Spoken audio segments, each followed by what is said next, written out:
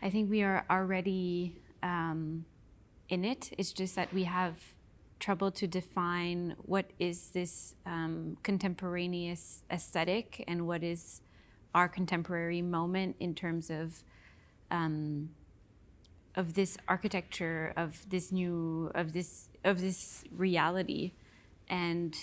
I mean, I think,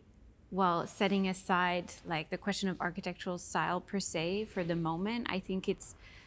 leading more towards, well, if we attempt to define, you know, what this novelty is, I think it's leading more towards a possible redefinition of what is architecture itself today, which is, I think, despite the kind of ominous,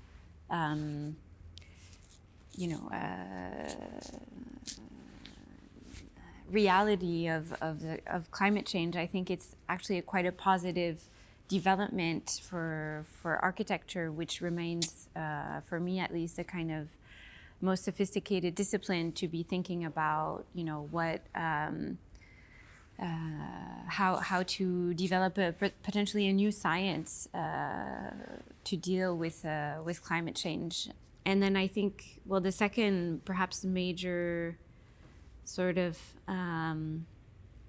new pathway for architecture, beyond style, let's say, is that it might be the place where it becomes a synthesis of different sciences and different disciplines. I think that because,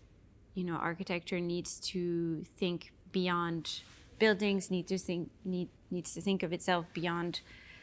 you know, its locality, because it needs to integrate the system of the planet itself. It's more about synthesizing different disciplines and different approaches for a context in which we are thinking on a planetary level and on a planetary scale, because I think that it's completely sort of romantic to think that we would, quote unquote, go back to or completely adopt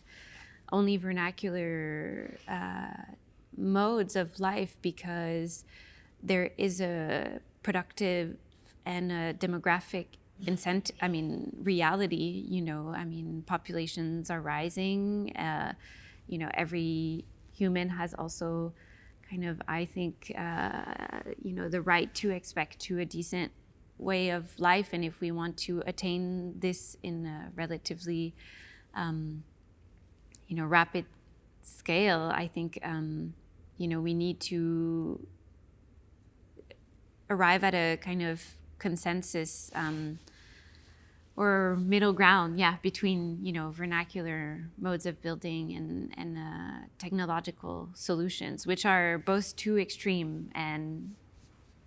either too romantic or too brutal.